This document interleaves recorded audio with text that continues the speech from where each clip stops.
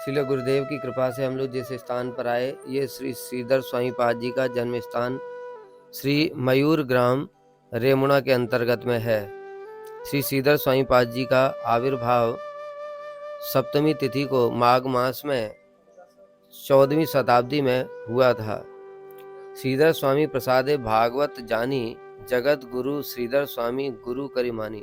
श्रीधर स्वामी पाद जी की कृपा से ही कोई भागवत को समझ सकता है। श्री श्रीधर स्वामी पाद जी जगत गुरु हैं। श्री चैतन्य महाप्रभु ने स्वयं उनको प्रमाणित किया था।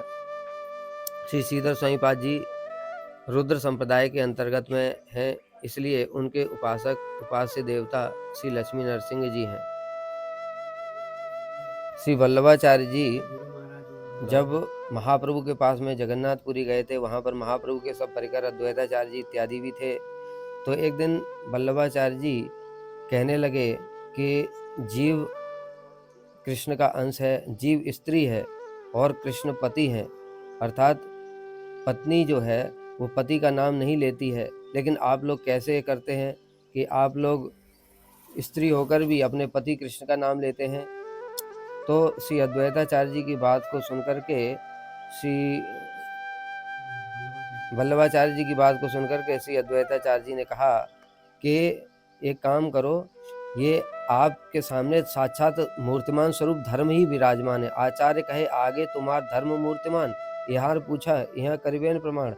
अरे आपके सामने मूर्तिमान धर्म स्वयं श्री कृष्ण श्री चैतन्य महाप्रभु विराजमान है, आप इन्हीं से धर्म पूछिए।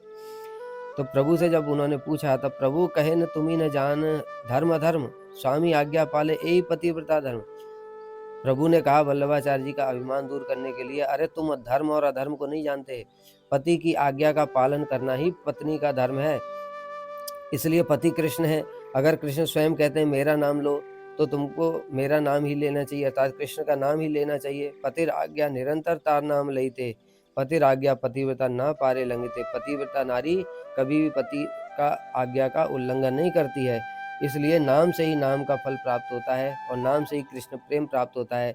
स्वयं पति अर्थात श्री कृष्ण की ही यह आदेश है, इसलिए हम लोग हरि नाम करते हैं। सुनिया भट्ट हिला निर्वचन, घरे जाए मने दुखे करे चिंतन। इस प्रकार से निरुत्तर हो गए वल्लभाचार्य जी और बड़ा उनके मन में दुख हुआ और घर चले गए।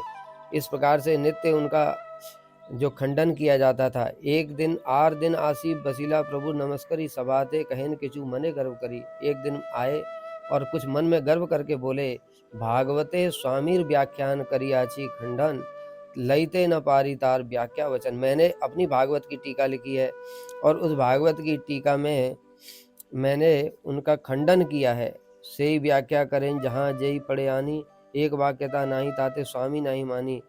उन्होंने जिस प्रकार से जैसा प्रसंग आया उसमें अपने मन के अनुसार वैसी व्याख्या की है, इसलिए मैं श्रीधर स्वामी को नहीं मानता हूँ, मैंने उनकी बात का खंडन किया है। यह सुनकर के प्रभु हासी कहे स्वामी न माने जय जान, वैश्यार भीतरे तारे करिए गढ़न।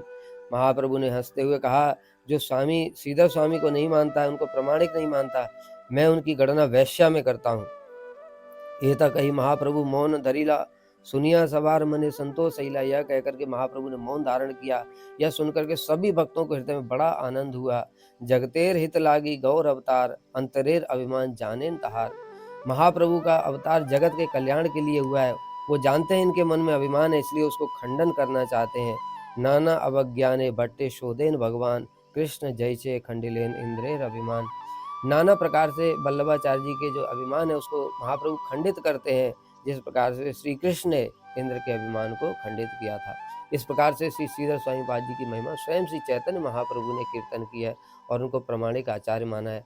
बोलो श्री श्रीधर स्वामी पाद की जय। तदि शुभ। तो परफेक्ट हुआ।